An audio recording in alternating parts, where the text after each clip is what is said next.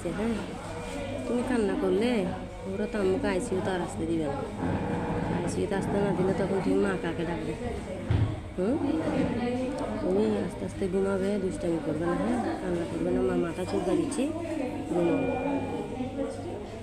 মা তোমাকে দেখতে আসছি না, ডাকছে যে আম্মুকে। আম্মু তুমি ঘুমাও। দেশ ও প্রবাস ভাইদের আসসালামু আলাইকুম। আমি জান্নাতুল মারিয়ামের আম্মু।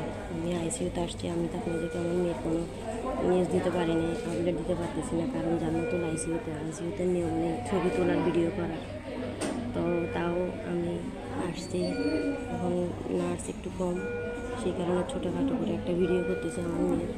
আপনারা সবাই দেখতেছেন আমার মারিয়াম জান্নাতুল আইসিইউতে।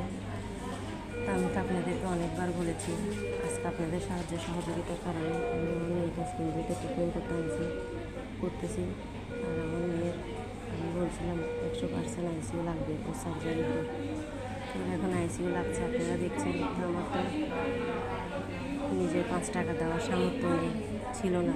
আজকে আপনারা দিয়েছেন দিতে আমি এখানে আসতে পারছি। তো আমি আপনাদের কাছে আশা করব আপনারা আমার মেয়েকে দিয়েছেন, আমার মেয়ের জন্য আপনারা করেছেন।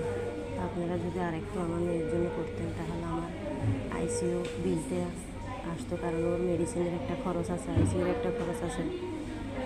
তো সেই কারণে আমি আপনাদেরকে বলতেছি, আপনারা সবাই আমার এই ভিডিওটা বেশি করে শেয়ার করবেন, কমেন্ট করবেন।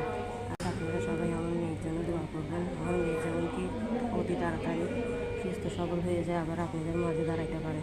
আবার যেমন কি বলতে পারে আঙ্কেল আন্টিরা, নানু নানিরা, ভাইয়া আপুরা, সবাই দোয়া করবেন আমার মেয়ের জন্য।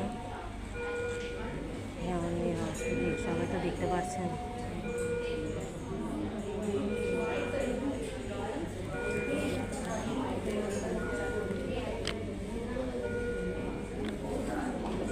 কিসে মা, কিসে?